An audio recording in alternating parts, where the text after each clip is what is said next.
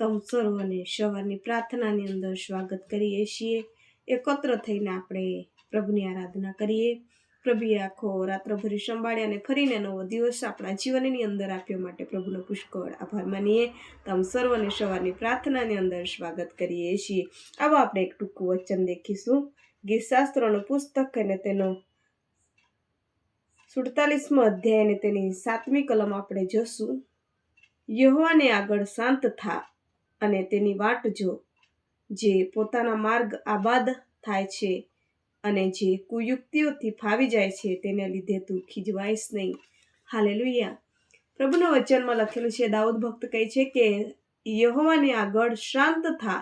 આપણા પ્રભુની આગળ આપણે કેવું રહેવાનું છે? શાંત થઈને રહેવાનું છે અને તેની વાટ જોવાની છે।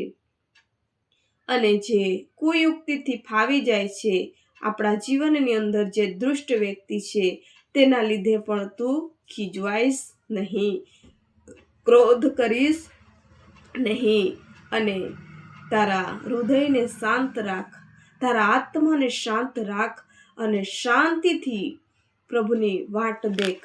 મારા પ્રિય ભાઈઓ અને બહેનો, આપણા જીવનમાં ઘણીવાર દુઃખ આવે, તકલીફ આવે, એવા દુષ્ટ વ્યક્તિઓ આપણી સામે આવી જાય છે ત્યારે આપણે શાંત રહી શકતા નથી। આપણને ગુસ્સો આવે છે, ક્રોધ આવી જાય છે, તેવા સમયની અંદર આ વચનને યાદ રાખવાનું છે અને શાંત થઈ જવાનું છે અને ધીરજથી પ્રભુની વાટ જોવાનું છે કે આ દુષ્ટ વ્યક્તિ મારા જીવનમાંથી ક્યારે પ્રભુ દૂર કરશે, આ પરિસ્થિતિને પ્રભુ મારા જીવનમાંથી ક્યારે દૂર કરશે, અને એની રાહ દેખશું ત્યારે એક દિવસ હંમેશાને માટે એવા કુયુક્તિઓથી ફાવનારા લોકોને આપણા જીવનમાંથી પ્રભુ દૂર કરશે। મારા તમારા જીવનમાંથી એવી પરિસ્થિતિ પ્રભુ બદલી નાખશે અને આપણા જીવનની અંદર પ્રભુ પુષ્કળ આશીર્વાદ આપશે। હરેક પરિસ્થિતિની અંદર પ્રભુ આશીર્વાદ આપશે અને ત્યારે હંમેશા આનંદ આપણા જીવનમાં પ્રભુ પૂરો પાડશે। આ સુંદર વચન થકી સર્વને આશીર્વાદ આપે। આવો આપણે ટૂંકી પ્રાર્થના કરીએ। હાલેલુયા। ધન્યવાદ રાજાઓનો રાજા, પ્રભુનો પ્રભુ, સર્વ સૃષ્ટિનો માલિક, તારો આભાર માનીએ છીએ।